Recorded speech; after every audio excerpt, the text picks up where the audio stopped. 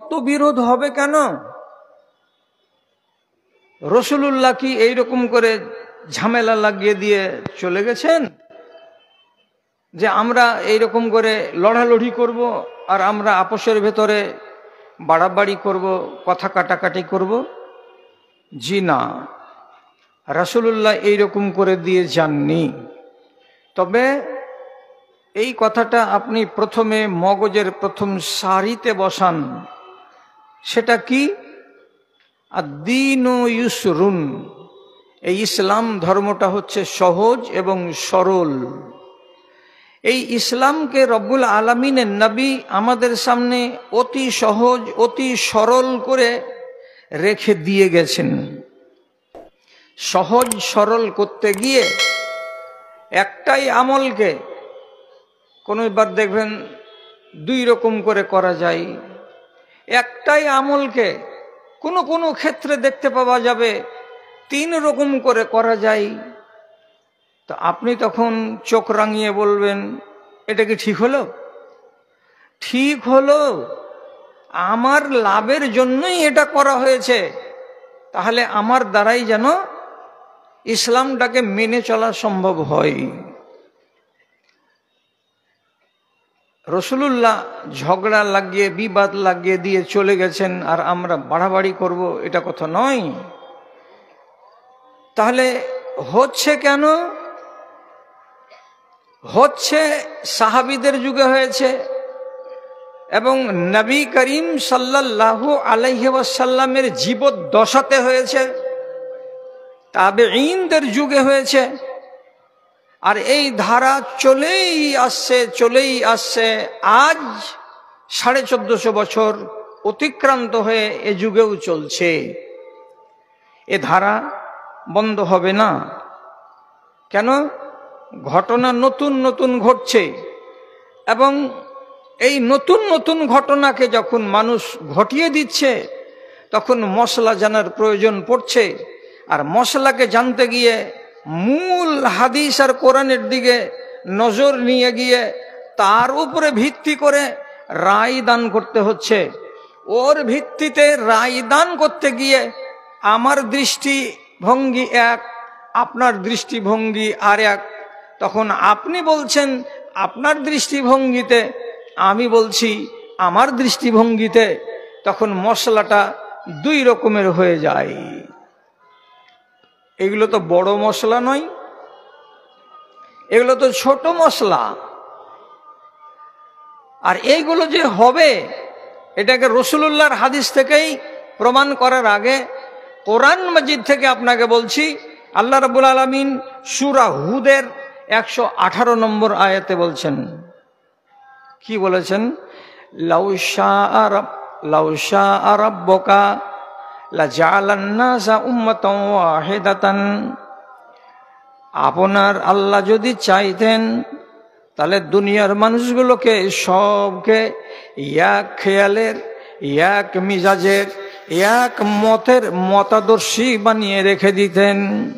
কিন্তু আল্লাহ রাব্বুল আলামিন সবাইকে একই খেয়ালের বানাননি, একই মিজাজের বানাননি, একই ভাবধারার বানাননি। দিয়ে রব্বুল আলামিন বলছেন ওয়ালা ইয়াজালুনা মুখতালিফিনা, বরং এরা সবাই এক অপরের সঙ্গে ইখতিলাফ করতে থাকবে, বরং এরা এক অপরের সঙ্গে বিতর্ক করতে থাকবে, এদের মত বিরোধ হতেই থাকবে। কি বোঝা গেল? এখন রব্বুল আলামিনের এই কথার উপরে আপনি যদি টিপ্পনী করতে যান তাহলে ঈমানকে আগে যাচাই করেন। কেন বেশি কথা বলতে যাচ্ছেন? আল্লাহ নিজে বলছেন সূরা হুদের 118 নম্বর আয়াতে যে আমি চাইলে সবকে এক করে দিতাম। কেমন এক করতাম? দুনিয়াতে কেউ হানাফি থাকতো না, কেউ শাফি থাকতো না, কেউ নিজেকে মালিকি বলতো না, কেউ নিজেকে হাম্বেলি বলতো না, কেউ নিজেকে আহলে হাদিস বলতো না, কেউ নিজেদেরকে যুব জমিয়তে আহলে হাদিস বলতো না, কেউ নিজেকে আহলুস সুন্নাহ ওয়াল জামাত বলতো না, কেউ এরকম আলাদা আলাদা নাম নিয়ে দুনিয়াতে থাকতো না, সবাই এক পরিচয় নিয়ে এক নাম নিয়ে বেঁচে থাকতো। কিন্তু রব্বুল আলামিন বলছেন ওয়ালা ইয়াজালুনা মুখতালিফিনা, কিন্তু এরা এক হবে না, এক করেনি, এরা বিতর্কের মধ্যেই থাকবে এবং এই বিতর্ক নিয়েই এরা বেঁচে থাকবে। হলো এইবার একাধিক পন্থা আল্লাহ রাব্বুল আলামিন আমাদেরকে দিয়েছেন আমাদের ইসলামকে সহজ এবং বোধগম্য করার জন্য। আজকের মগজটাকে আপনাকে একটু চাঙ্গা করতে হবে। কেন যে আমি অন্যান্য দিনের মতো কোনো ইতিহাস, তারিখ, কোনো আজব হাদিস পেশ করে সময় কাটাবো তা নয়। আজকে এই বিষয়ের উপরে কথা বলবো, খুব ছোট ছোট কথা। এক সাহাবীর নাম হলো গাজিয়া রাদিয়াল্লাহু তাআলা আনহু। একদিন রাসূলুল্লাহর কাছে এসে সওয়াল করে বলছেন, আল্লাহ পাকের রাসূল, একটা প্রশ্ন করব। কি প্রশ্ন? তো বলছে, একটা মানুষ যদি জুনবি হয়ে যায়, তাহলে সে যদি রাত্রি 8টার সময় এশা নামাজের পরে জুনবি হয় সহবাসের ফলে, ফরজ গোসলটা কখন করবে? রাসূলুল্লাহ তাকে জবাব দিয়ে বলছেন, ও যদি শুয়ে যায় তাহলে যখন ঘুম ভাঙবে রাত্রি 2:30-3টার সময়, তখন সে নিজের ফরজ গোসল করবে। ও যদি মনে করে এক্ষুনি পাক হয়ে যাব, তো এক্ষুনি সে পাক হয়ে যাবে। অতএব ফরজ গোসল করার ব্যাপারে এত তাকে পাবন্দি দেওয়া হয়নি, শক্ত করা হয়নি। যখন সুযোগ পাবে তখন সে নিজের পবিত্রতা অর্জন করে নেবে। যদি আল্লাহ তাআলা বলতেন এখনই তুমি সহবাস করে জুনবি হয়েছ, এখনই আগে গোসল করো, তাহলে আপনি ঠেলায় পড়তেন। রাত 8টাতে অপবিত্র হয়েছি, তাহলে রাত 8:30টার মধ্যে আমাকে গোসল করতে হবে। তাহলে এই কানুন যদি নবীজি করে দিতেন তাহলে পরে আমি বিপদে পড়তাম। খুলে রেখে দিলেন কতদূর পর্যন্ত? তোমার দ্বারাই যেন নামাজ নষ্ট না হয় তার আগে পর্যন্ত তোমার এখতিয়ার থাকলো। তাহলে রাসূলুল্লাহ কি করলেন? মশলাটা আমার আপনার সুবিধার জন্য বাড়িয়ে দিলেন। দুই রকমের পন্থা যদি না দিতেন আমার উপরে জটিলতা আসতো। কথা হয়তো বুঝাতে পেরেছি। আর একটা প্রশ্ন করলেন, একজন লোক যদি তাহাজ্জুদের নামাজ পড়ে, তাহলে তাহাজ্জুদের নামাজ তো রাতের বেলায় হয়। এ যদি ইচ্ছা করে এশা নামাজকে আদায় করে নেওয়ার পর রাত্রি 9টার সময় তাহাজ্জুদের নামাজ শুরু করে দেবে, তো তাহাজ্জুদের নামাজ হবে কি না? এক। অথবা সেই লোকটা যদি তাহাজ্জুদের নামাজ রাত্রি 2:30-3টার সময় পড়ে, তো সেটা কেমন হবে? আল্লাহ পাকের নবী বলছেন তাহাজ্জুদের নামাজ হলো রাতের নফল নামাজ।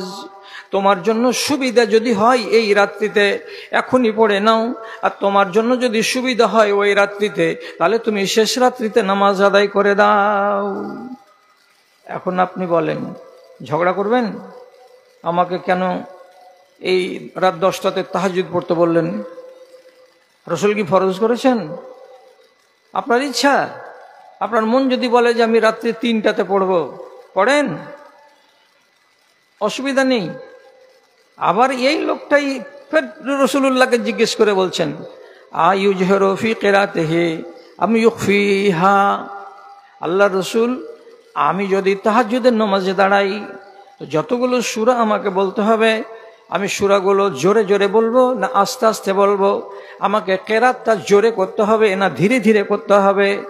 নবী করিম সাল্লাল্লাহু আলাইহি সাল্লাম বলছেন, তোমাকে যদি ভালো লাগে জোরে জোরে কেরাত করা তো জোরে জোরে কেরাত করো, আর তোমাকে যদি আস্তে আস্তে কেরাত করা ভালো লাগে তো আস্তে আস্তে কেরাত করো এবং তাহাজ্জুদের নামাজ আদায় করো।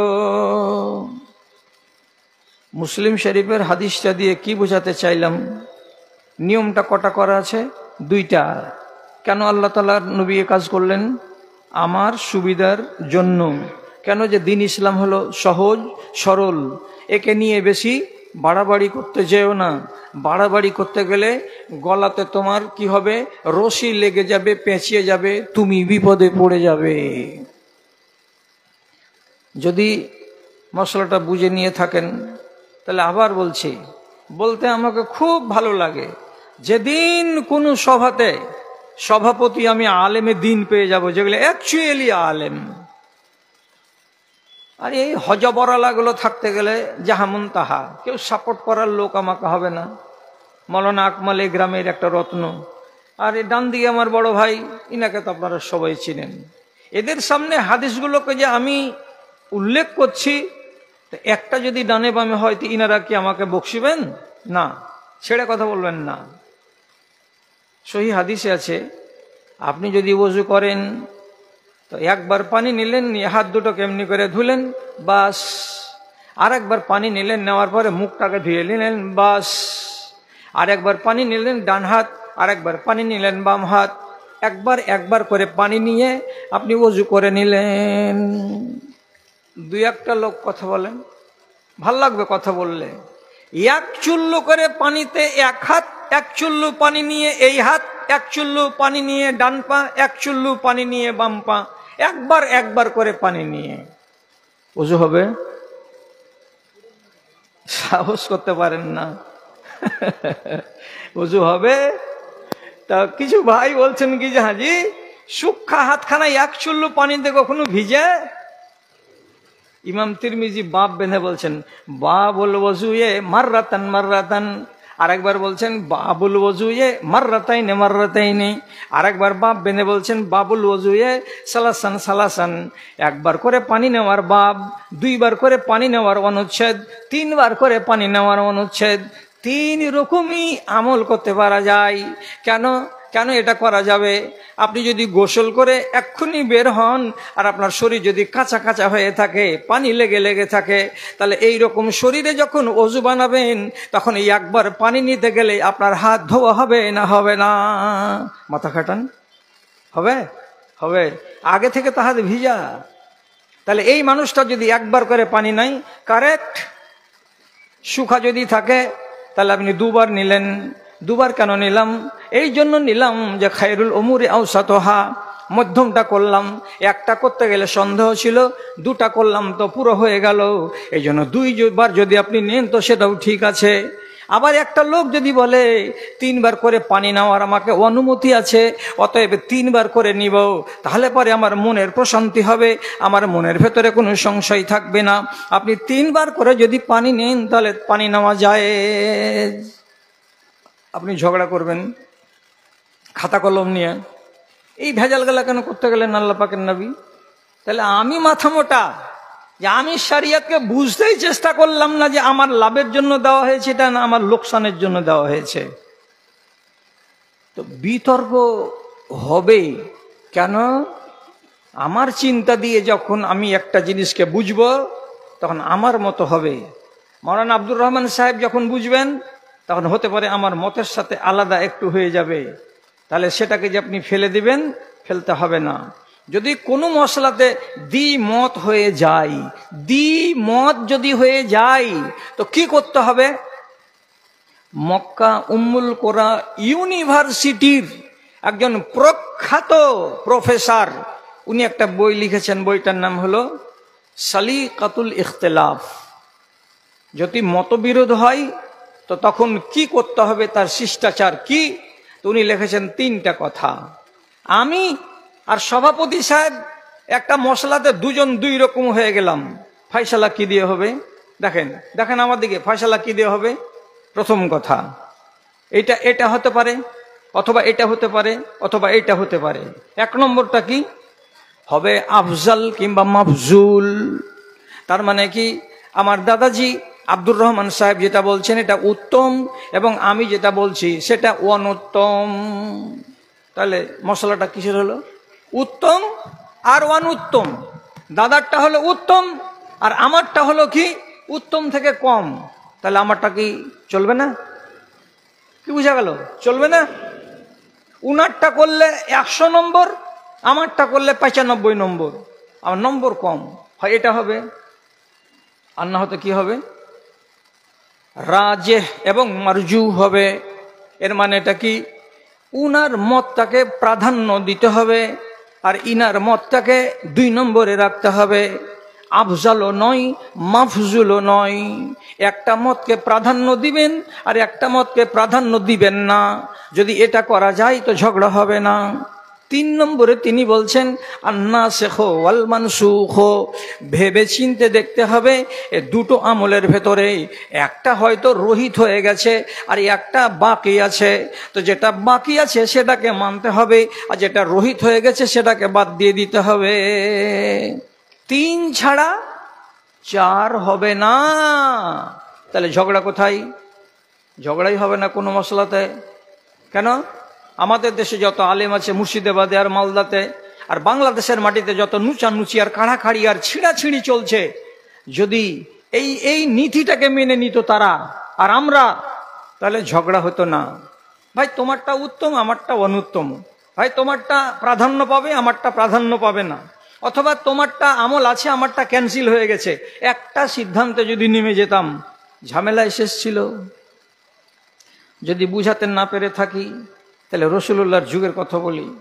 খন্দকের যুদ্ধের দিন আনুমানিক 40 দিন নাকাবন্দি থাকার পর যুদ্ধ হলো না, সব দিকে দিকে পালিয়ে গেল মক্কার মুশরিকরা। তখন নবীজি বললেন, আমার সাহাবীরা চলো তোমরা নিজের নিজের বাড়ি এবার ফিরে যাই। বাড়ি ফেরার পথে আল্লাহ তাআলা হুকুম করলেন নবীকে, আপনি বাড়ি না গিয়ে সাহাবীদেরকে বলুন, এই যে পূর্ব দিকে গ্রামটা আছে, গ্রামটার নাম বানু কুরাইজা, ইহুদিদের গ্রাম, এরা চরম মুহূর্তে বিশ্বাসঘাতকতা করেছে, অতএব তাদের গ্রামে আমাদেরকে যেতে হবে, তাদের সাথে হিসাব চুকাতে হবে। তো রাসূলুল্লাহ সব সাহাবীকে বললেন বানু কুরাইজাতে চলো। তো যাওয়ার টাইমে কি বলছেন খেয়াল করবেন কথার দিকে, লা ইউসাল্লি ইলান্না আহাদুকুম আহাদুন আল আসরা ইল্লা ফি বানি কুরাইজাতা। আমার সাথীরা, যতটি তোমরা যুদ্ধের ময়দান থেকে বাড়ির পথে রওনা দিয়েছো, আমি তোমাদেরকে বানু কুরাইজাতে যেতে বললাম। ওই বানু কুরাইজাতে না যাওয়া পর্যন্ত তোমরা আসরের নামাজ কেউ পড়বে না। ঠান্ডা হয়ে কথা শুনেন। তাহলে নবীজি আসরের নামাজ পড়তে বললেন কোন গ্রামে? বানু কুরাইজাতে গিয়ে। ওখানে গিয়ে তোমরা বানু কুরাইজাতে গিয়ে আসরের নামাজ পড়বে। এবার সাহাবীরা চলছেন, চলতে চলতে চলতে চলতে এখনো 3 কিলোমিটার রাস্তা বাকি আছে। এবার আসরের টাইম হয়ে গেল। যখন আসরের টাইম হয়ে গেল, একগুলো লোক বলছে আমরা আসরের নামাজটা পড়ে নিব। কেন পড়ে নিব? আল্লাহ তাআলা বলেছেন ইন্নাস সালাতা কানাত আলাল মুমিনিনা কিতাবাম মাওকুতা, নামাজকে আল্লাহ রাব্বুল আলামিন সময়ের সাথে বেঁধে রেখেছেন, কাজে আসরের টাইম হয়ে গেছে, আমরা নামাজ পড়ে নিব। আর একদল লোক বলছে জি না আমরা নামাজ পড়বো না। কেন? যে আল্লাহ পাকের নবী বলেছেন তোমরা যতক্ষণ পর্যন্ত বানু কুরাইজাতে না পৌঁছাবে আসরের নামাজ তোমরা পড়বে না। এখন কোন দিকে যাব?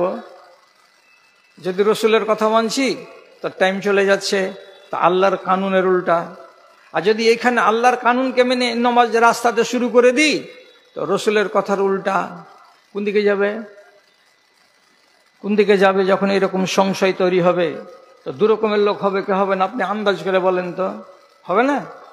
হবে, হয়েই গেল। একদল লোক মাঠেই আসরের নামাজ আদায় করে নিল, আর একদল লোক যতক্ষণ পর্যন্ত বানু কুরাইজাতে না গেল ততক্ষণ পর্যন্ত আসরের নামাজ তারা পড়লো না। দুরকম আমল হলো। এখন এই দলগুলা হয়তো কি বলে, তোরা রসুলের কথা মানলি না, তোদের মতন নাফরমান কে আছে? এরা তখন বলতো তোরা কোরআনের কথা মানলি না, তোদের মতো নাফরমান কে আছে? কার কথা আগে কার কথা পরে? ঝগড়া তো চলতো। মোকদ্দমা এলো নবীজির কাছে। আল্লাহ পাকের নবী 2 দলের কথা শুনলেন। শোনার পরে তিনি মীমাংসা করে দিয়ে বলছেন, আমার উদ্দেশ্য ছিল কি, যাতে তোমরা তাড়াতাড়ি করে হাঁটো, দেরি না করো রাস্তায়। আইডিয়া করে দিয়েছিলাম বানু কুরাইজাতে পৌঁছিবে আর আসরের টাইম হয়ে যাবে। আমার উদ্দেশ্য বলার ছিল কি, যে তোমরা তাড়াতাড়ি করে যাও। আমার উদ্দেশ্য এটা ছিল না যে তোমরা রাস্তাতে যদি নামাজের টাইম হয়েই যাই তো নামাজ পড়িও না। তো তোমরা ইজতিহাদ করেছো, মাথা খাটিয়েছো, নিজের গবেষণা করার পরে ফয়সালা করেছো। তোমরা একটা ফয়সালা নিয়েছো, আল্লাহর মত অনুযায়ী রাস্তাতে নামাজ পড়ে নিয়েছো। আর তোমরা একটা ফয়সালা করেছো নিজের বিবেক অনুযায়ী, রাসূলুল্লাহ বলেছেন বলে ওইখানে নামাজ পড়েছো। তোমরা দুই দল ঠিক করেছো। হ্যালো, তাহলে রসুলের জীবদ্দশাতে সাহাবায়ে কেরাম কোনো মশলা নিয়ে বিতর্ক করেছেন, এ কথাটার প্রমাণ কি দেখতে পাচ্ছেন না? কিন্তু তারা তো তারপরে মাজা ঘুষা করেনি। আর কথাই কথাই খালি 19,794 নম্বর হাদিস, এ কথাটা লেখা আছে, ইয়ার জীবনে করতে পাওয়া যাবে না। 7,991 নম্বর হাদিস, এটা কথা লেখা আছে, এরকম করতে পাওয়া যাবে না। কিন্তু নম্বর বলে বেড়াননি আল্লাহ পাকের রসুল যে তুমি কেন করতে গেলে। দু দলকে শান্ত করে দিয়ে বলছেন তোমার আমলটাও ঠিক আছে, এর আমলটাও ঠিক আছে। তাহলে এরা নিজেরা এক অপরকে আর মালাবত করতে যায়নি, এই তোরা খারাপ আমরা বেশি ভালো, এই তোরা খারাপ আমরা ভালো, এসবগুলো ঝামেলাতে যাননি। যাবেন কেন? এটা তো একটা ক্ষুদ্র মশলা। যদি আপনার মন এতে তাসাল্লি না হয়, তাহলে আপনাকে আরো বলছি, কথাটা খেয়াল করবেন যে সাহাবায়ে কেরাম, কি হচ্ছে আওয়াজ হয় না? কি হচ্ছে ভাই? আচ্ছা, হ্যাঁ, আর একটা কথা আপনাকে বলছি যে এটা তো মানুষের নেচার, বুঝের তফাৎ হতে গেলে বিতর্ক হবে। রাসূল করিম ইন্তেকাল করলেন, লোক যাচ্ছে দেখছে, বাইরে চলে আসছে, তো সবাই বলছে হাই আল্লাহ পাকের নবী বিদায় হয়ে গেলেন, অর্থাৎ ইন্তেকাল করে গেলেন। এ বলছে ইন্তেকাল করে গেলেন, ও বলছে ইন্তেকাল করে গেলেন। তো যাকে আল্লাহ পাকের নবী নিজে বলেছেন মুহদ্দেস উম্মতি উমার, প্রত্যেক উম্মতের ভেতরে আল্লাহ রাব্বুল আলামিন একটা জ্ঞানী বুদ্ধিমান বিবেকবান মানুষ দিয়েছেন। আমার উম্মতের ভেতরে সবচাইতে বিবেকবান বুদ্ধিমান মানুষ, সেটাকে তো হযরতে উমর। উমরের চিন্তা অনুযায়ী আল্লাহ তাআলা কোরআন মাজিদে তিনটা আয়াত নাজিল করেছেন। জমিনে ভাবছে উমর, আর আয়াত তৈরি হচ্ছে কোথায়? তো আসমানে। তাহলে উমরের বিদ্যা কত বড় আর উমরের ইলম কত বেশি ছিল, আন্দাজ করেন তো। সেই লোকটা রাসূলুল্লাহর ইন্তেকালের খবর যখন শুনেছে লোকের মুখে, সারাত করে তরবারিকে টেনে দিয়ে বলছে এরকম করে, মান কালা আন্না মুহাম্মাদান কাদ মাত ইউক্তালু বিসাইফি, যে বলবে নবী মুহাম্মদ মারা গেছেন সাল্লাল্লাহু আলাইহি সাল্লাম, সেই মানুষটার গর্দনকে উড়িয়ে দেওয়া যাবে, আমি ওকে বাঁচিয়ে রাখবো না। নবীজি মরেননি, নবীজি ইন্তেকাল করেননি, খবরদার নবীজি মারা গেছেন বলবে না। আজও উমারের তরবারির দিকে দেখে সব লাড়ু সাড়ু হয়ে বলছে কহিস না, রাসূলুল্লাহ মারা গেছেন না যায়নি, লক করে থাক, দেখা যাচ্ছে কি হবে। আবু বকর এলেন, এসে তারপরে নবীজির মুখের উপর থেকে চাদরটাকে হটালেন, দিয়ে আফসোস করে বলছেন ওয়া নবিয়া, হাই আমাদের নবী, আপনি ছেড়ে চলে গেছেন। সুম্মা আকাব্বা ওয়ালা ওয়াজহি ওয়া কাব্বালা, তারপরে তিনি মুখখানাকে নিচু করে নবীজির কপালে একটা চুমু দিলেন। এটা 3 বার করলেন, 3টা কথা বলে। তারপরে বাইরে এসে লোকেরা তাকিয়ে আছে, কি বলে আবু বকর, কি বলে আবু বকর। আবু বকর কানে শুনে নিয়েছেন যে একদল লোক বলছে উমরের কথা শুনেই নবীজি ইন্তেকাল করেননি। আবু বকর আপনি কি বলছেন, রাসূলুল্লাহ ইন্তেকাল করেছেন না করেন নাই? উমরও তাকাইছে, দেখি তুমি কি বলছো। আরে একটা মানুষ দুনিয়া ছেড়ে চলে গেছে, তার ব্যাপারে ইখতিলাফ করছে কারা? তো সাহাবারা। তখন হযরত আবু বকর বলছেন সবারই সামনে কি বলছেন, মান কানা ইয়াবুদু মুহাম্মাদান ফাইন্না মুহাম্মাদান কাদ মাত ওয়া মান কানা ইয়াবুদুল্লাহ ফাইন্নাল্লাহা হাইয়ুন লা ইয়ামুত। ও মানুষেরা, তোমরা এতদিন ধরে যারা যারা যারা যারা নবী মুহাম্মাদের ইবাদত করেছো, বুঝবেন কথা, নবী মুহাম্মাদের ইবাদত করেছো, তারাকে বলছি নবী মুহাম্মদ মারা গেছেন। আর যারা যারা আল্লাহ রাব্বুল আলামিনের ইবাদত করেছো, নবী মুহাম্মাদের ইবাদত করনি, তাকে নবী বলে মেনেছো, তো সেই নবী মুহাম্মদ মারা গেছেন। এবং আল্লাহ রাব্বুল আলামিন বলছেন তুমিও মারা যাবে, আর আগেকার পয়গম্বর ওরা সবাই মারা গেছে। হযরত উমর টাউরি লাগা মানুষের মতো, আর ওর সাথে সাথে আরো 10-20 জন এক পা দুপা করে আবু বকরের কাছে আগিয়ে যে মিঠা ভাষাতে জিজ্ঞেস করে বলছে, আহাযহি আয়াতুন মিন আয়াতিল্লাহে এ আবু বকর, আবু বকর এটা কি কোরআনের আয়াত পড়লে নাকি তুমি? বলছে হ্যাঁ, এটা আমি কোরআনের আয়াত পড়লাম। আল্লাহ রাব্বুল আলামিন বলছেন তোমরা মরে যাবে এবং নবীজি মারা গেছেন। তখন ডুকরে ডুকরে কান্না করতে লাগলেন হযরত উমর। আর মতবিরোধ থাকলো না, তরবারিকে সামটিয়ে মিয়ানের ভেতরে ঢুকিয়ে দিলেন। আল্লাহ পাকের নবী আসলেই ইন্তেকাল করে গেছেন। এবার ফের তর্ক। কি তর্ক? রাসূলুল্লাহর কবর কোথায় হবে? একজন লোক এসে বলছে ফাইন্নাহু ইউদফানু মা আসহাবিহি, আল্লাহ পাকের নবীর অন্যান্য সাথীরা বাকি কবরস্থানে আছে, নবীকেও তার সাথীদের পাশে রাখতে হবে। আর একজন লোক বলছে না, আল্লাহ পাকের নবীর জন্য একটা আলাদা সুন্দর জায়গা বানাতে হবে। একজন লোক এক কথা, আর একজন লোক আর এক কথা।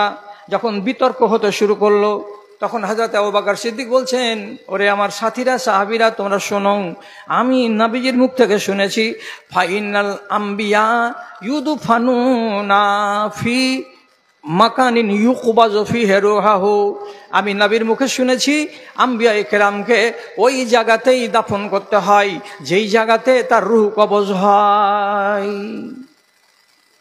তখন সব লোক বলছে এটা কথা রাসূলুল্লাহ বলেছেন নাকি?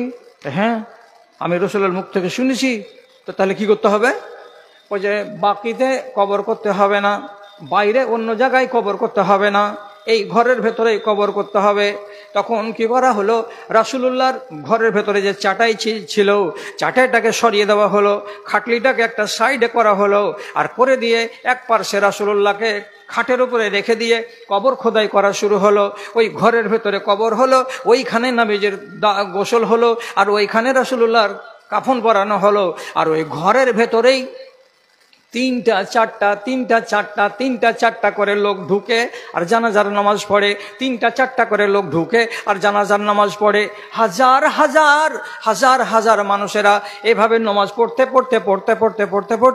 দিন আর রাত কেটে গেল, তবুও নামাজ পড়া শেষ হলো না। এতক্ষণ ধরে নবীজিকে বাইরে রাখা হলো। খেয়াল করছেন তো? তাহলে তর্ক হলো কি নিয়ে? কবর খোঁড়া নিয়ে। ফাইসালা তো হয়ে গেল, ফাইসালাটাকে মেনে নিল লোকেরা, বিতর্ক তো করলো না। এবার আর একটা ঝগড়া এলো। কি ঝগড়া? কবরটা কি করা যায়? রাসূলুল্লাহর কবর বগলি কবর বানাবো না রাসূলুল্লাহর কবর বাক্স কবর বানাবো? এদেশে কি কবর হয়? এদেশে বাক্স বগলি কবর হয় না? বগলি কবর চেনেন ভাইরা? কথা বলেন না। বগলি কবর চেনেন? হ্যাঁ চেনেন, কিন্তু হয় না এই দেশে। তো একটা কবর হলো বগলি আর একটা কবর হলো বাক্স। একদল লোক বলছে আমরা রাসূলুল্লাহর কবর বাক্স কবর বানাবো, আরেক দল লোক বলছে নবীজির কবর আমরা বগলি কবর বানাবো। তর্ক কিনা? সাহাবায়ে কেরাম বলছেন লড়াই করিস না রে দাদারা, ঝগড়া করিস না রে ভাইরা, এটা নবীজির কবর হবে। কি করতে হবে, কি করতে গেলে ভালো হবে? তখন এরা সবাই মিলে বলছে ইন্নানা নাস্তাখিরু ইলাল্লাহি, আমরা ইস্তেখারা করব আল্লাহ রাব্বুল আলামিনের কাছে। কি বলে? মদিনাতে দুটা লোক কবর খোঁড়ে, একটা নাম আবু তালহা আর আরেক সাহাবী ছিলেন। আবু তালহা বগলি কবর খুঁড়তে জানেন, আর ওই সাহাবীটা সিন্ধু কবর বাক্স কবর খুঁড়তে জানেন। দুইজনকে খবর দেওয়া হলো। দেওয়ার পরে সাহাবায়ে কেরাম বলছেন সর্বপ্রথম যে লোকটা আসবে, যদি বগলি কবর খননকারী আগে আসে তো তার বগলি কবর হবে, আর যদি বাক্স কবর খননকারী লোকটা আসে তো তাহলে তার বাক্স কবর খুঁড়ে দেওয়া হবে। আল্লাহর হুকুম, আল্লাহ তাআলা এটা করাবেন। তাড়াতাড়ি ময়দানে এসে হাজির আবু তালহা। হুকুম হয়ে গেল আবু তালহা কবর খুঁড়ো। আবু তালহা কি কবর খুঁড়লেন? বগলি কবর খুঁড়ে দিলেন। তাহলে রাসূলুল্লাহর কবরকে নিয়েও দ্বিমত হয়ে গেল সাহাবীদের মাঝখানে, কিন্তু সেটা থেকেও গেল। হ্যাঁ, এবার রাসূলুল্লাহ বাইরে আছেন, এখনো দাফন করা হয়নি। আর মদিনা মসজিদ থেকে 4 থেকে 5 বিঘা দূরে একটা ছোট বাগান ছিল সেই যুগে। এখনকার যুগে সৌদি সরকার বাগানকে মুছে সবকে এদিক ওদিক করে দিয়েছে। ওটাকে বলা হয় হাদিকায়ে বানি সাইদা। হাদিকায়ে বানি সাইদাতে আনসারি লোকেরা সব জমা হয়েছে। হওয়ার পরে বলছে রাসূলুল্লাহ তো দুনিয়া ছেড়ে চলে গেছেন, এবার খলিফা কে হবে? তখন এরা বলছে আমাদের মধ্যে থেকে খলিফা হবে। আনসারি হলো মদিনার লোক, আর মক্কা থেকে যারা এসেছেন তারা হলো মুহাজির। মুহাজিরেরা বলছে হ্যাঁ খ্যাপার মতন কথা বলছো, আমাদের মধ্যে থেকে খলিফা হবে। আনসারিরা বলছে আমরা যদি তোমাদেরকে জায়গা না দিতাম তাহলে এখানে ইসলামী রাষ্ট্র গঠন হতো না। আমরা নিজেদের জমিতে তোমাদের ভাগ দিয়েছি, আমরা তোমাদের জন্য আমাদের বিবি যাদের ডবল ছিল একটাকে তালাক দিয়ে তোমাদের দিয়ে দিয়েছি, আমরা তোমাদেরকে ভাই বানিয়েছি, যার কারণে মদিনা আজকে ইসলামী রাষ্ট্র হয়েছে। এত বড় খিদমত আমরা করেছি, আর আমরা যদি নবীজির পরে খেলাফত না পাবো তো তোমরা কেমন করে পাও? আমরাই খলিফা বানাবো, আমাদের খলিফা হবে কে? তো সাদ বিন ওবাদা। তৈয়ার সাদ বিন ওবাদা খলিফা হওয়ার জন্য। লড়াই মুখিয়ে আছে, এদিকে কুরাইশি লোক মুহাজির লোকেরা দাঁড়িয়ে আছে। রাসূলুল্লাহ বেঁচে থাকা অবস্থায় 17 ওয়াক্তের নামাজ পড়ালছেন কাকে দিয়ে? আবু বকরকে দিয়ে। তাহলে রসুলের পরে ফজিলত কার? আবু বকরের। আবু বকর খলিফা হবে। হ্যাঁ আমরা ঝামেলা জানি না, আমরা না হলে তোমরা ঠিক থাক না, খলিফা আমাদের মধ্যে থেকে হবে। ফের আর একটা লোক বলছে এই হুঁশ করে কথা বলো। আবু বকর রাসূলুল্লাহর সঙ্গে গারের ভেতরে ছিলেন, আল্লাহ তাআলা আয়াত নাযিল করেছেন সানিয়া সুনাইনে ইজহুমা ফিল গারে, কবরের খালের মতো খালের ভেতরে আবু বকর জীবন নিয়ে ঢুকেছিলেন নবীজির সাথে গারে সৌরে। আর সেই আবু বকরকে নবীজি বলেছেন তুমি হলে আমার বন্ধু, তুমি হলে আমার বন্ধু। তো আবু বকর নবীজির পরে যদি খলিফা না হয় তো আর কে হতে পারে? আবু বকর ছাড়া কেউ খলিফা হবে না। এর একদিকে এর একদিকে। তো ইতিহাস লেখছে কাদা আন ইয়াক্তাতিলানি, দেখে মনে হচ্ছে দুই দল মারামারিতে লেগে যাবে, ভিড়াভিড়িতে পড়ে যাবে। এমন সময় হযরতে আবু বকরের কানে খবর এলো। আবু বকর সিদ্দিক উমারকে সাথে করে বললেন চলো উমার, নবীজির লাশ বাইরে থাকলো, এবার আমরা বানি সাইদার বাগানে যাই, সেখানে মুসলমানদেরকে লড়াইয়ের হাত থেকে আমরা বাঁচাই। চলো। যে কথা হতে লাগলো, কথা হতে শেষের বেলায় 2 নম্বর প্রস্তাব এলো। কি বললো? তো বলছে একটা কাজ করেন, সম্পূর্ণটা আপনারাকে দেওয়া হবে না। কি করতে হবে? মিনকুমুল আমিরু ওয়া মিন্নাল ওয়াজিরু, আপনাদের মধ্য থেকে একটা আমির হবে আর আমাদের মধ্য থেকে একটা মিনিস্টার হবে। আমরা পাবো মিনিস্টারি আর আপনারা পাবেন আমির মানে প্রধানমন্ত্রী। এইভাবে আপনারাকে ভাগ করতে হবে। হযরত আবু বকর সিদ্দিক সবটি মানুষের সামনে ঠান্ডা হয়ে বলছেন ওরে আমার মুসলমান ভাইরা, তোমাদেরকে একটা কথা বলছি যে এই নবীর উম্মত তোমরা এবং আমরা সব এক, আমাদের কোরআন হলো এক।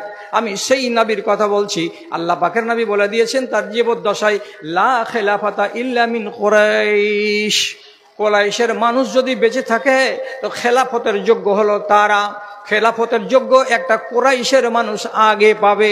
অতএব তোমরা খেলাফতের দাবি করিও না। যখন হাদিসটা হযরত আবু বকর সিদ্দিক পড়ে শোনালেন, সমস্ত লোক তরবারিগুলোকে খাপের ভেতরে ঢুকিয়ে নেওয়ার পর সর্বপ্রথম আনসারীদের যেটা ক্যান্ডিডেট সাদ বিন ওবাদা, তিনি এগিয়ে এলেন আর আবু বকরকে বলছেন হাতটাকে বাড়ান। আবু বকর হাত বাড়ালেন, ক্যান্ডিডেট নিজে আবু বকরের হাতে হাত দিয়ে প্রথম বয়াত করে নিয়ে বলছেন আপনাকে খলিফাতুল মুসলিমিন মেনে নিলাম। ঝগড়া হতে হতে বেঁচে গেল। যেগুলো বিতর্ক উঠেছিল বেবুনিয়াদ, আনসারীরা জমি ভাগ দেয়নি, আনসারীরা নিজেদের এই মুহাজিরিনদেরকে ভাই বানায়নি, আনসারীরা এদেরকে নিজের বাড়িতে জায়গা দেয়নি। আনসারীরা যদি মদিনাতে মুসলমানদেরকে ঠাঁই না দিত তাহলে রাসূলুল্লাহ হিজরত করে এসে কি ইসলামী রাষ্ট্র বানাতে পারতেন না। তাহলে এদের কুরবানি কম নয়। এজন্য হাত উঁচিয়ে উঁচিয়ে যে স্লোগান দেওয়া আমরা হব খলিফা, আমাদের হবে খলিফা, এটা তো ভিত্তিহীন কথা নয়। তাহলে বুঝবার তফাৎ হওয়াতে সাহাবায়ে কেরামদের ভেতরে ইখতিলাফ হয়েছে, ইখতিলাফ থেকে যায়নি, ইখতিলাফ দূরীভূত হয়ে গেছে। একজন আরেকজনকে কেউ খারাপ চোখে দেখেনি। আর বিভেদ মতবিরোধ সাহাবীদের ভেতরে থেকেই গেছে, একগুলো মশলাতে মিটে যায়নি। উনি একজন সাহাবী একদিকে আর একজন সাহাবী আর একদিকে, ওই হালাতেই উনারা কবরে চলে গেছেন। তো আপনি বলবেন কে ভুল করে গেল? আরে বাবা, এটা গৌণ কথা, একটা ছোট্ট মশলা। এই ছোটখাটো মশলাকে নিয়ে আপনি মাথা গরম করবেন না, দিন এখানে বরবাদ হয়ে যাবে এমন চিন্তা ভাবনা করিয়েন না, তাহলেই তো আপনার মাথাটা হালকা থাকবে।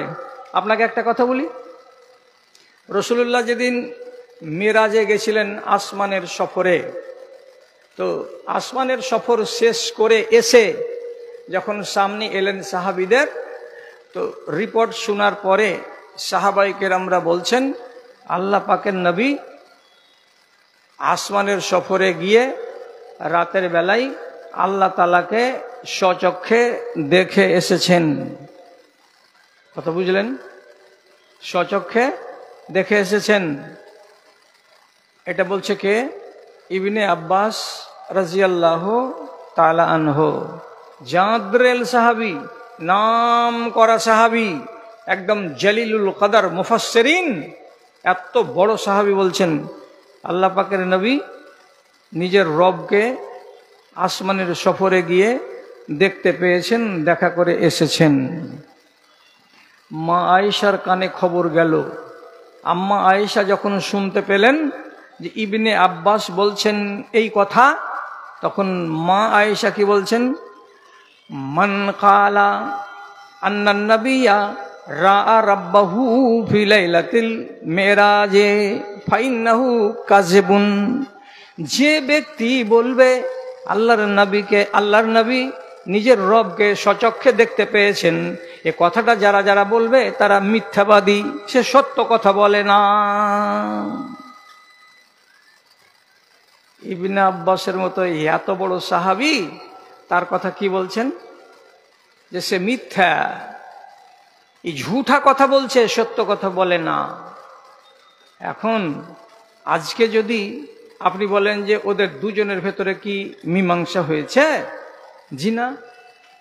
উনি বলতে থেকেছেন যে রবকে দেখেছেন, ইনি বলতে থেকেছেন যে জিনা, আল্লাহ তাআলাকে উনি স্বচক্ষে দেখেননি। দুজন দুই মতের উপরে দাঁড়িয়ে থেকেছেন। সাহাবায়ে কেরাম এটাকে নিয়ে আর ঘোলঘাট করতে যাননি।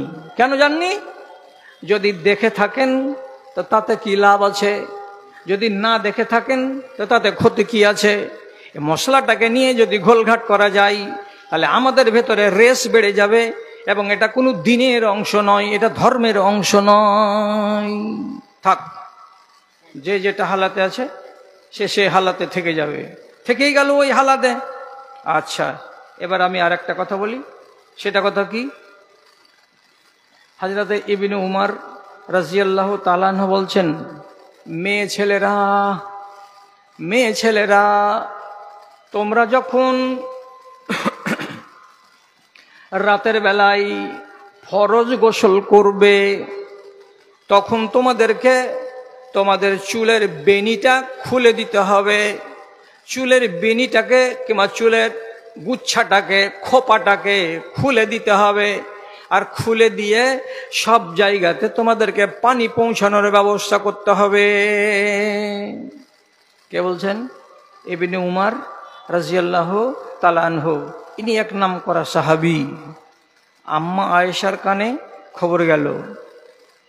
আম্মা আয়েশা যখন শুনলেন, তো শোনার পরে তিনি সাহাবীদেরকে ডেকে বলছেন, ফালিয়ামুরহু আন ইউহাল্লিকাল মারাতু রাসাহুন্না। ওরে, তোমরা কোনো একটা লোক আব্দুল্লাহ বিন উমরের কাছে যাও, আর যাওয়ার পরে বলো, তুমি এমন করে মেয়ে ছেলে পিলেগুলোকে জুনবি হালাতে তাদের খোপা খুলতে কেন বলছো? বরং তোমার ফতোয়া দেওয়া উচিত কি যে ও মেয়ে ছেলেরা, তোমরা তোমাদের মাথাগুলোকে নেড়া করে নাও, মাথাতে যেন তোমাদের চুলই না থাকে। এটা ফতোয়া দাও। কেন ওটা ফতোয়া দিতে গেলে? চুল খুলে দিতে হবে, বেনি খুলে দিতে হবে, এটা ফতোয়া তুমি পেলে কোথায়? এটা থমকে গেলে নিনি। এবং যারা যারা শুনেছে তারা বলছে, মা আয়েশার কথাটা শুনবো না আব্দুল্লাহ বিন উমরের কথাটা শুনবো? তো আম্মা আয়েশা কি বলছেন? বলছে, আমি নিজে জুনবি হয়েছিলাম, এবং আমি এবং রাসূলুল্লাহ আমার স্বামী আমরা দুজন একসাথে এক বালতি থেকে পানি নিয়ে ফরজ গোসল আদায় করেছি। কিন্তু আমি কেমন করে গোসল করেছি, হাতে করে তালুতে পানি নিয়েছি, আর নেওয়ার পরে চুলের গোড়াতে ঢেলে দিয়ে এমনভাবে ঢেলেছি যাতে চুলের ভিতর ভিতর ভিতর ভিতর চামড়াগুলো ভিজে যায় আর চুলগুলো যেন শুকা থেকে যায়। কেন যে মেয়ে ছেলের চুল যদি রাতের বেলায় ভিজে যায় শুকাতে বড্ড কষ্ট হবে। তার জন্য আমি নিজে কি করেছি, পানি এমন করে ঢেলেছি যে চুলগুলো যেন শুকা থেকে যায়, চুলগুলো যেন না ভিজে। আর এইটা করে আমি জুনবি গোসল করেছি, ফরজ গোসল করেছি, তাতে আমার স্বামী আমাকে নিষেধ করেন নাই। তাহলে এটার উপরে তুমি কেন এমন ফতোয়া দিতে গেলে যে তোমরা চুলের ঝুঁটিটাকে খুলে দাও?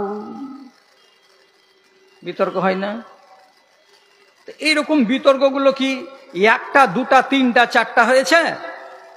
একটা দুটা তিনটা চারটা নয়। এমন মশলা আছে শুনে তাজ্জব করবেন না। হযরতে উমর আর আব্দুল্লাহ বিন মাসউদ এরা দুজন হলো সবচাইতে দামি কারি, এরা ভালো কোরআন পড়তে জানে। তো আব্দুল্লাহ বিন মাসউদের সাথে হযরতে উমর রাদিয়াল্লাহু তাআলা আনহুর 100টা মশলাতে বিভেদ। কয়টা? 100টা। ইনি বলছেন এক, ইনি বলছেন এক। আপনারা বলবেন এগুলা কোন পেঁয়াজে লাগা কথা তুমি আজকে বলতে গেলে যে? তুমি তো আসলে ঝগড়া লাগা লোক। আরে দাদা, আমি যদি না বলি তো কথাগুলো কি কিতাব থেকে পালিয়ে যাবে? এটা কথা আগে আপনি বলেন তো, এই কথাটা কি কিতাব থেকে পালিয়ে যাবে? পালাবে না তো। কিতাবের ভেতরে সুরক্ষিত হয়ে আছে সোনার অক্ষরে লেখা, এগুলো তো আপনি পড়েন না বা আমি পড়ি না বলে জানতে পারি না। 100টা মশলাতে বিভেদ, আমি একটা বলছি। কি বলছি? ধরেন একটা চাঁচকে গ্রামের নওজোয়ান ছেলে 12 মাসিয়া গ্রামের কোন একটা মহিলার সঙ্গে নাজায়েজ সম্পর্ক করে নিল, শারীরিক সম্পর্ক কায়েম হয়ে গেল, যাকে আমরা বলি জেনা। জেনা হয়ে গেছে। এবার ফের 1-1.5 মাস 2 মাস পরে কথা হাঁটাহাঁটি করে এই গ্রামের ছেলেটার বিয়ে লেগে গেছে 12 মাসের ওই মেয়ে ছেলেটার সাথে। তো 2 মাস আগে এরই সাথে ঘটনা ঘটেছিল, আবার 2 মাস পরে ওই মেয়েটার সাথে এই ছেলেটার বিবাহ লেগে গেছে।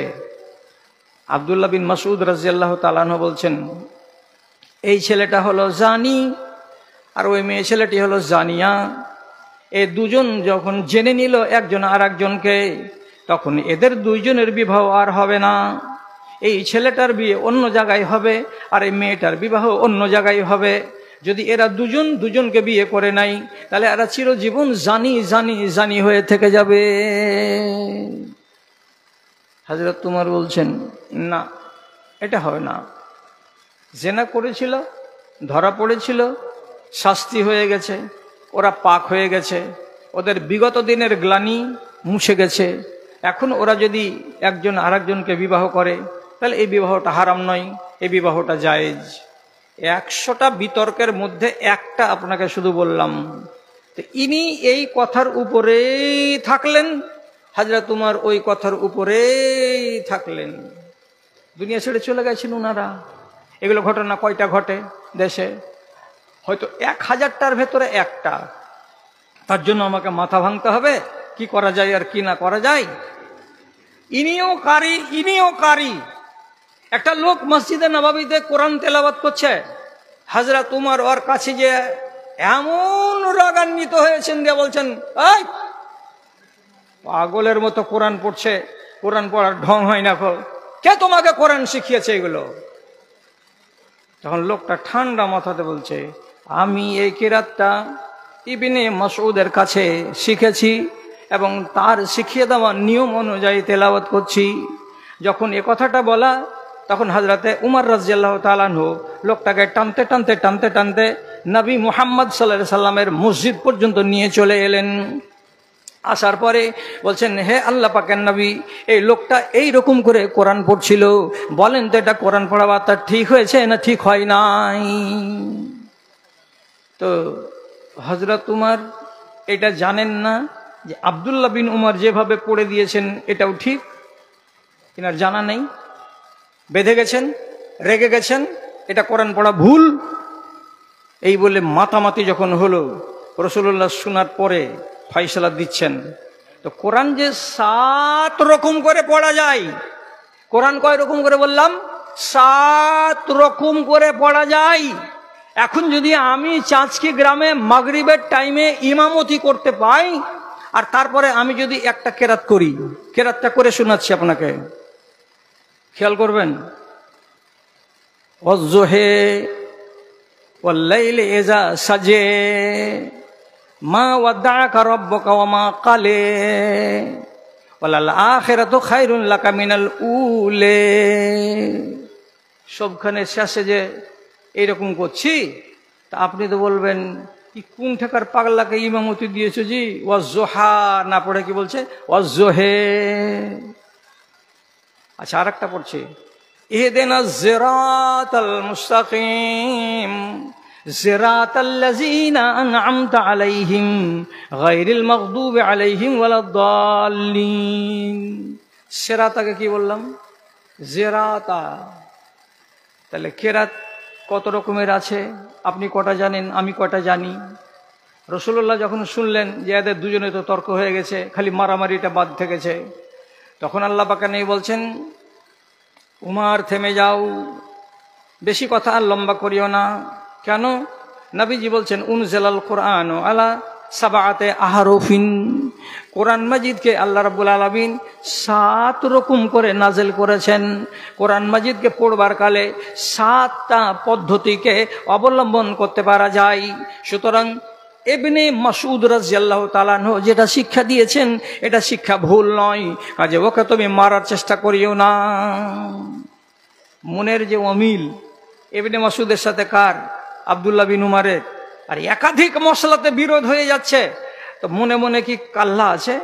মনে মনে কি ভেতরে ভেতরে কি রাগ পুষে আছে যে এই যে দেখা হয়ে গেল, এটা কে আসছে? ইবনে মাসউদ আসছে, তো ডাহিন দিকের রাস্তা ধরে যাই, তোমার সাথে দেখাই করব না। এরকম মানসিকতা কি তাদের ছিল? না, ছিল না। যখন আব্দুল্লাহ বিন উমার কোনো জায়গাতে বসে থাকতেন আর ওদিক থেকে দেখতে পেতেন কে আসছে, তো ইবনে মাসউদ রাদিয়াল্লাহু তাআলা আনহু আসছেন, তো পাশেকার লোকেদেরকে দেখে বলতেন, এই লোকেরা শুনো, ওই যে চলে আসছে, দেখছো কে ওটা? কানিফুন মালিউন ফিকহান ওয়া ইলমা। এই দেখো চলে আসছে, লোকটা দেখতে দুবলা পাতলা, কিন্তু এই লোকটা আসলে কি ইলমের এবং হাদিসের আর জ্ঞানের, এটা হলো একটা এলপি গাড়ি। একটা এলপি গাড়িতে যত মাল আটে, তেমনি পাতলা দুবলা লোকটার ভেতরে আল্লাহ রাব্বুল আলামিন এত জ্ঞান দিয়েছেন, এত বিদ্যা দিয়েছেন, এত বুদ্ধি তাকে দিয়েছেন। কে বলছে? এই লোকটা বলছে, যেই লোকটার মশলার সঙ্গে ওই লোকটার মতের মিল হয় না। তাহলে কত উদার, কত উদার। আর আমি শুধু আজ 7-8 বছর আগে একটা বই লিখেছিলাম উর্দুতে, যে জাকাতুল ফিত্র কি নকদি সুরাত আর উসকে মুস্তাহিকিন, ঝাড়খণ্ডের লোক উর্দুতে বুঝবে বলে। তাতে বলেছিলাম যে যদি কেউ মনে করে যে আমার কাছে আনাজ নাই, তো আমি টাকা দিয়ে ফেতরা দিব, তাহলে সে দিতে পারে। 8টা-9টা ফতোয়া দিয়ে লিখেছিলাম।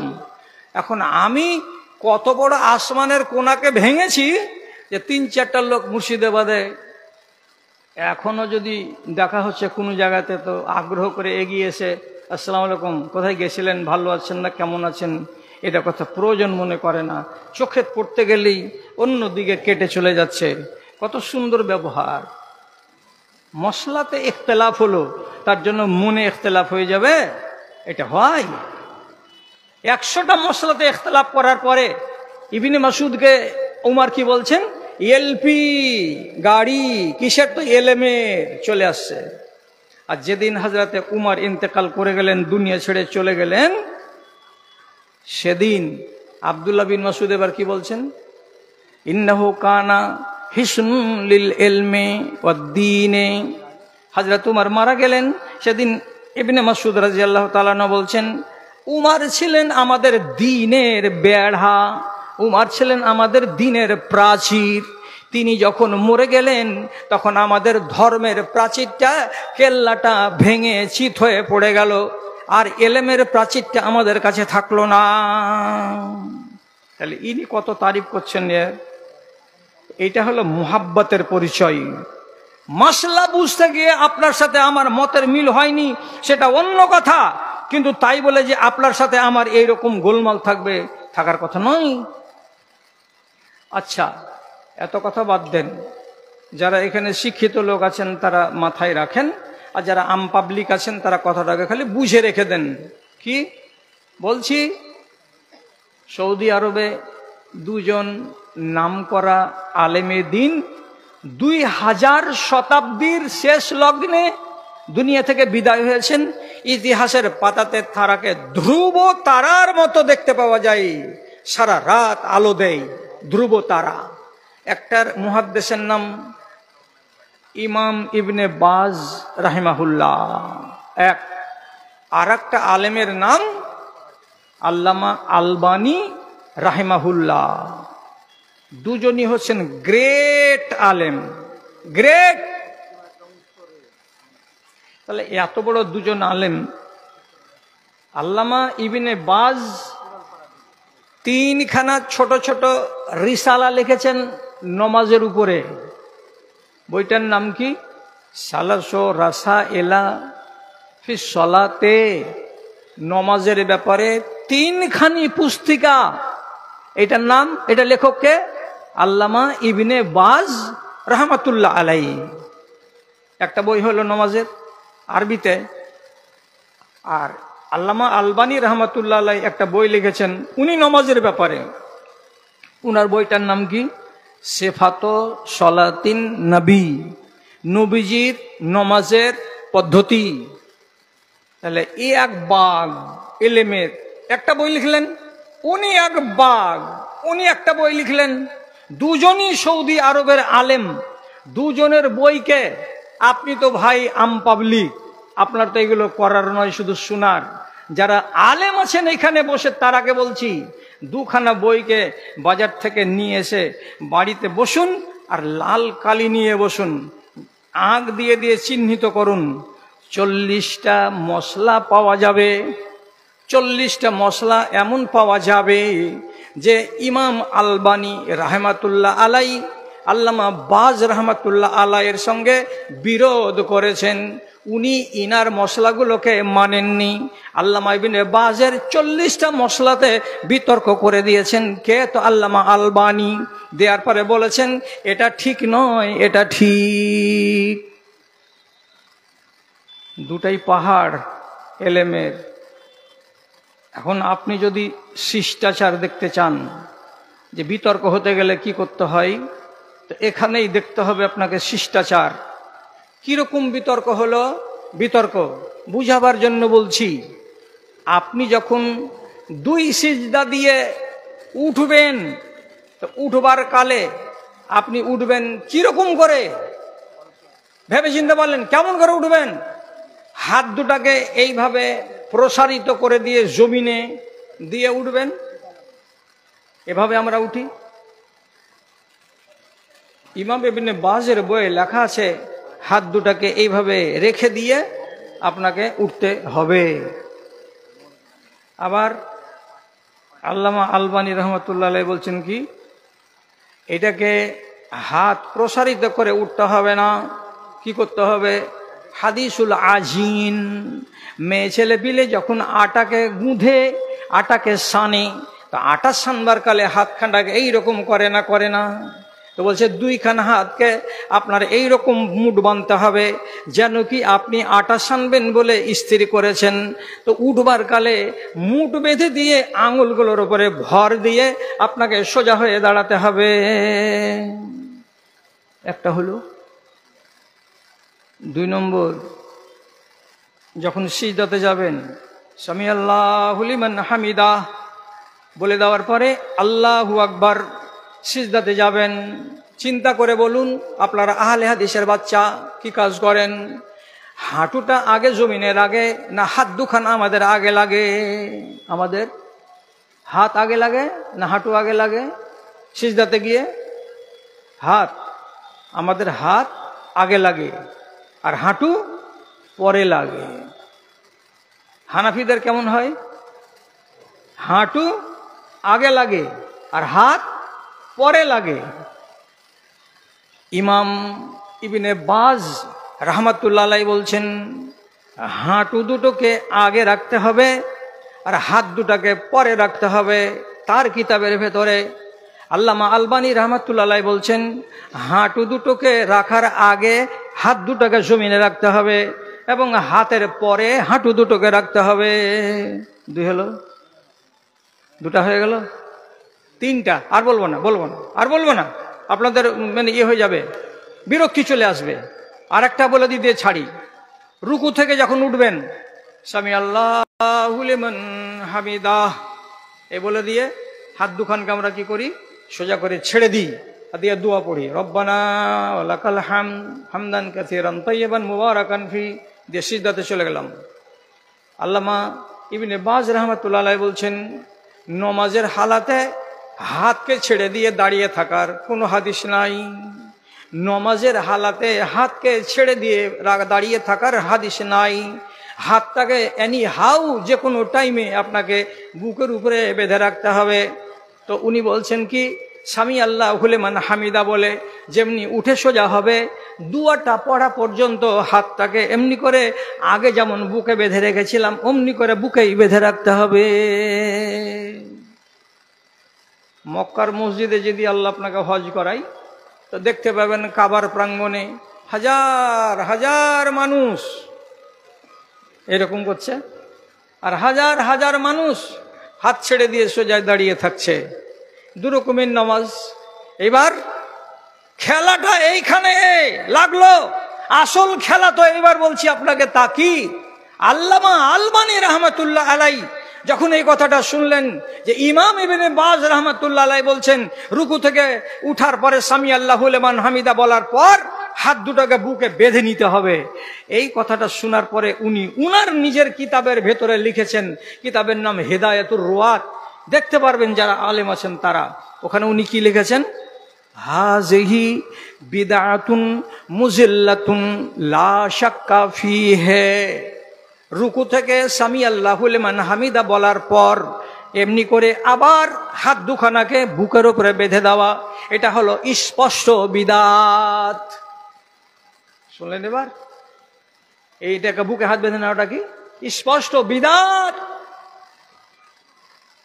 ইবনে বাজের কানে খবর গেল, আপনি যে এটা বলছেন এই কথাটা শোনার পরে আল্লামা আলবানী বলছেন এটা একেবারে বিদআত খোলাখুলি।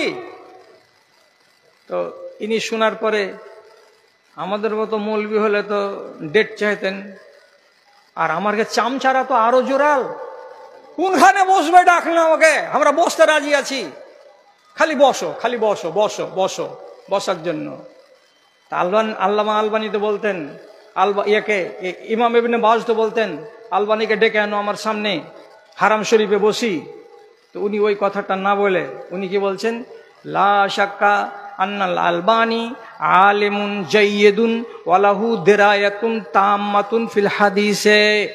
আমি আল্লাহর কসম করে বলছি আল্লামা আলবানী একজন নাম করা আলেম এবং তাকে হাদিসের ভেতরে অত্যন্ত রব্বুল আলামিন পারদর্শী বানিয়েছেন, অধিক তাকে জ্ঞান দিয়েছেন। সুতরাং তিনি তার জ্ঞান অনুযায়ী এটাকে বিদআত বলেছেন, আমি আমার জ্ঞান অনুযায়ী এটাকে আমল বলেছি। আল্লাহ বেশি ভালো জানে। ঝগড়া নেই, ঝগড়া নাই, আমল দুটোই চলছে হারাম শরীফের ভেতরে। তাহলে আপনার সামনে যে এতটি কথা আমি বললাম, এই মজলিসে যারা আলেম আছেন তারাকে বলছি, একটা কিতাব লিখেছেন আল্লামা ইবনুল কাইয়িম রাহিমাহুল্লাহ, কিতাবটার নাম হলো ইলামুল মুওয়াক্কিঈন। 2 খণ্ডে এতটা মোটা কিতাব আছে, গোটা কিতাব 2 খানা শুধু সাহাবীদের আমল কার কেমন ছিল আর কার কেমন ছিল না এগুলোকে ঘিরেই আলোচনা করা আছে। যদি আলেমের মতো আলেম হয় তো জ্ঞান পাবে, আর আলেমের মতো আলেম যদি না হয় তো ব্রেন বাস্ট হয়ে যেয়ে খিটকাল লাগিয়ে দেবে, পাকা ফিত্তিন হয়ে যাবে। কত কথা লিখে রেখেছেন উনি। আবার আর একটা বইয়ের নাম করছি, যারা আলেম তারাই জানেন, বইটার নাম কি, মুসান্নাফ লে আব্দুর রাজ্জাক। একটা মুহাদ্দিস ছিলেন দুনিয়াতে, তার নাম আব্দুর রাজ্জাক। তিনার এক কিতাব আছে একখানা, এটা 6 খণ্ডে আছে, মুসান্নাফ। এই মুসান্নাফ কিতাবের ভেতরে উনি একটা নয়, দুটা নয়, চারটা নয়, হাজারে হাজার আমল বর্ণনা করে রেখেছেন। অমুক সাহাবী এ কাজ করতেন, এই সাহাবী করতেন না, অমুক সাহাবী এ কাজ করতেন, অমুক সাহাবীরা করতেন না। এই করে করে করে করে যত সাহাবীদের কাজ আছে সব তাতে বর্ণনা করা আছে। এগুলো কি?